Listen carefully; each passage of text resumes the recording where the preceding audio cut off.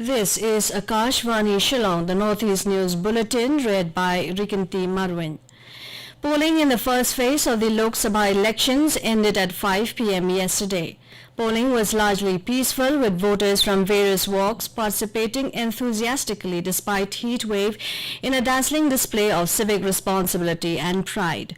Of the 102 parliamentary constituencies, 11 Lok Sabha seats are reserved for ST and 18 seats are reserved for SC. These constituencies are spread over 17 states and 4 union territories. Elaborate security arrangements were made and all international borders and interstate borders were sealed to ensure peaceful elections. In Manipur, voting for the first phase Lok Sabha election 2024 was held without any major violence incident and recorded high voter turnout. As per ECI report available at 5 p.m. yesterday, the voter turnout in Inner Manipur parliamentary constituency is 72.32%, while Outer Parliamentary Constituency recorded 61.98 voter turnout. The Inner Manipur Parliamentary Constituency consists of 32 assembly constituencies and 4 assembly constituencies crossed 80% voter turnout.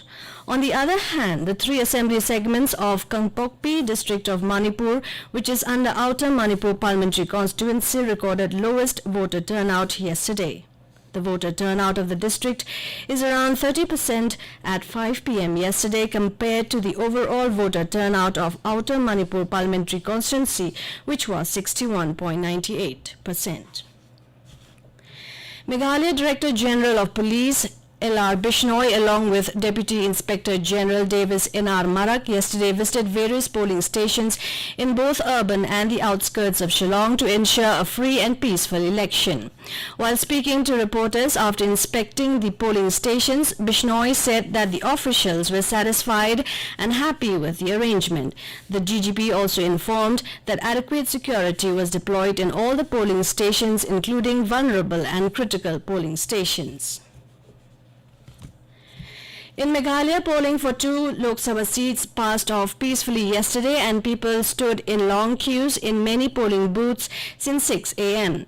Tura MP and candidate of the National People's Party, Agatha K. Sangma, cast her vote at Walbagre polling station along with her brother, Chief Minister Conrad K. Sangma. Shillong MP and Congress candidate Vincent H. Pala cast his vote at Lammarsyang polling station in his village falling under Sutanga Assembly constituency of the Shillong parliamentary seat. NPP candidate for the Shillong parliamentary seat Ampreen Lingdo cast her vote at the polling station in Limekra. Voice of the People Party candidate Ricky J. Singkon, after casting his vote, expressed confidence that the party will cross the winning margins after getting feedback from its supporters. The filing of nominations for the third phase of Lok Sabha polls ended yesterday. 94 parliamentary seats in 10 states and 2 union territories will go to polls in this phase on the 7th of May. Scrutiny of papers will take place today. Monday is the last date for the withdrawal of candidature. Campaigning has intensified for the subsequent phases of Lok Sabha polls, with senior leaders of various political parties addressing multiple rallies across the country. In Nagaland, polling for the general election to the Lok Sabha 2024 concluded peacefully in 2,342 polling stations across the district of the state. Addressing a press conference in Kohima last evening, Chief Electoral Officer Nagaland Yasan R. said that the state witnessed by and large peaceful polling with no report of any major untoward incident. He said that the state had a fairly uniform polling all through the day, and at the close of the polling at 4 p.m. the voting percentage was recorded at 56. Vyasan said the end of poll numbers would be made available on April 20th. He also informed that the level of returning officer would be compiling the number of polling stations wise and assembly constituencies wise today.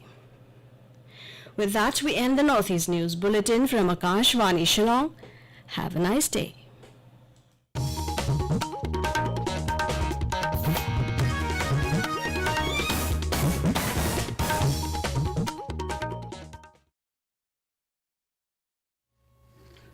Kani-kani ka